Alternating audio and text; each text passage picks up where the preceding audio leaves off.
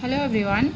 Today we will discuss the topic related to the activities from Unit 7, Coordination in Life Process. The activities which we discuss are sugar crystals over the tongue, mouth, the munching machine, and we will discuss about also sensation of hunger. This is 10th class topic and SSC topic it is. So let us discuss the first activity, sugar crystals over the tongue.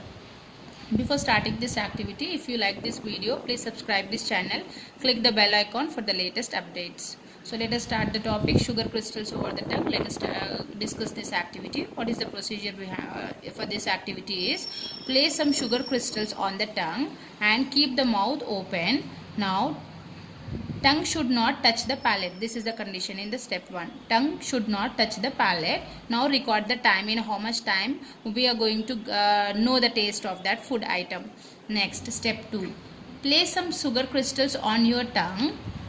Now touch the tongue with the help of touch the tongue against the palate. Here tongue should not touch the palate region. In the step 2, tongue should touch against the palate region and record the time. So we have to record the time. What is the difference of time we notice is, in less time the taste is recognized in this case. The taste is recognized fast. The taste recognized faster in this case. In this case. Why so? Is, we know that tongue contains taste buds. Tongue contains taste buds. So these taste buds will have taste sensitive cells. The taste buds will have taste sensitive cell. These taste buds will have taste sensitive cells.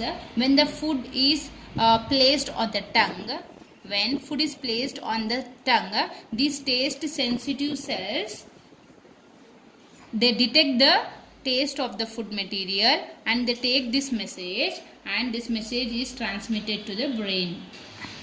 And this message, finally the message is transmitted to the brain, and this finally the brain will recognize the taste. The brain will recognize the taste. So what I said is about tongue. Tongue contains the taste buds. These taste buds will have taste sensitive cells. These taste sensitive cells will detect the collect the message and then pass this message to the brain. Now brain will analyze that information and recognize the taste. So this is about the activity 1, where sugar crystals, when it is placed on the tongue, here in the first case mouth should be kept open and the tongue should not touch the palate. In the case 2, tongue should touch the palate region by pressing the food item against the palate and record the time, in which case the taste will be recognized soon is nothing but in the case 2. So how is, when the food is placed on the tongue, taste buds will having taste sensitive cells. Those cells will be activated and they carry the information to the brain, where brain will analyze the information, analyze the message given by the taste sensitive cells and recognize the taste. This is about the activity regarding sugar crystals over the tongue. Now let us discuss about the mouth, the munching machine. Mouth, the munching machine. So activity 2, mouth, the munching machine. So we know that the food will be broken down, the food will be cut with the help of teeth, cut with the help of teeth. That process where some part of digestion, carbohydrate also will takes place in the mouth. So let us discuss about the activity 5 here, which is given in the textbook. So here we will discuss about the activity related to the mouth, the munching machine is breakdown of food by using model of chalk piece. Breakdown of food. How the food is broken down? By using model of chalk piece. By using model of chalk piece kept in vinegar. Chalk piece kept in vinegar. So here let us write the procedure. What is the procedure? Let us discuss. So take a chalk piece. Now so break this chalk piece into 2 halves. Take this chalk piece now and convert this chalk piece into 2 halves. Break this chalk piece into two halves. So like this, we have break this chalk piece into two halves. We have taken a chalk piece and then that chalk piece have been broken into two halves. Next, so what we will do is one half of the chalk piece. Here we have one half of the chalk piece. So here one half of the chalk piece is kept as such. The other half of the chalk piece is broken down into small pieces. Is broken down into pieces. Broken down to pieces. Now, so here now you take a plastic bottle whose upper portion should be removed. Now here we have taken a plastic bottle whose upper portion is removed. Two plastic bottles we have taken. Now in this plastic bottle, to half of its volume we have to take vinegar. To half of its volume we have to take vinegar. Now transfer these broken pieces of chalk piece into this vinegar and label this as A. And transfer this half chalk piece into this vinegar and label this as B. And observe the difference. What we will find is the